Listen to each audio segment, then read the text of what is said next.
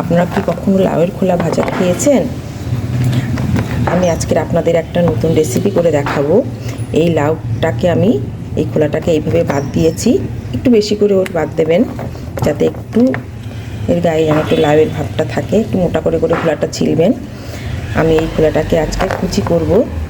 লাউয়ের খোসাটাকে আমি কুচি করে নিয়েছি ঠিক এইরকমভাবে।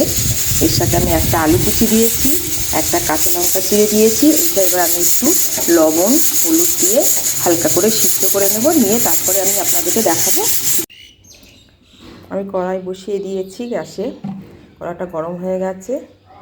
আমি লাউয়ের খোলাটা এই সিদ্ধ করে রেখেছি আলু দিয়ে একটু। আমি এবার একটু জিরের ফোড়ন দেব,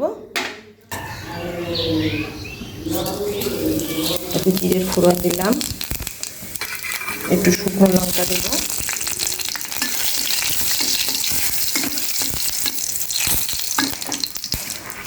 একটু পেঁয়াজ দেব।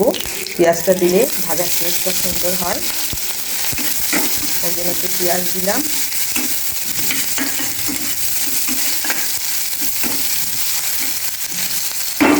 হালকা হালকা লাল হয়ে আসলে আমি এই সিদ্ধ করা লাউয়ের খোলাটা দিলাম। এতে লবণ হলুদ দিয়ে সিদ্ধ করা আছে।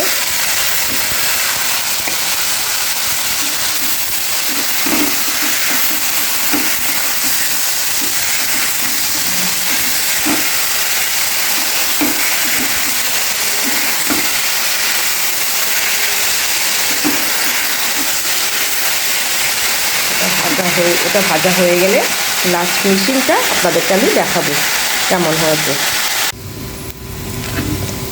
দেখুন আমার এই লাউয়ের খোলা ভাজাটা কমপ্লিট হয়ে গেছে। এবার আমি এটাকে গ্যাসটা অফ করে দেব, দিয়ে আমি এটাকে গ্যাস থেকে একটা পাত্রে নামিয়ে নেব।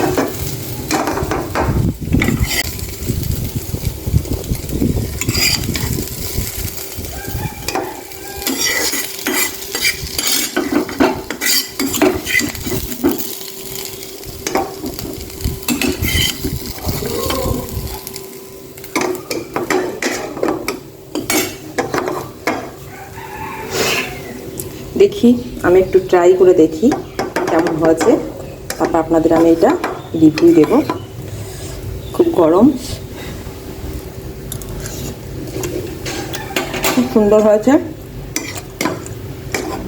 খেতে দারুণ মজা হয়েছে। তবে আপনাদের একটা কথা বলি, আমি আপনাদেরকে দেখাতে ভুলে গেছিলাম, আমি একটু চিনি দিয়েছিলাম ভাজার সময়।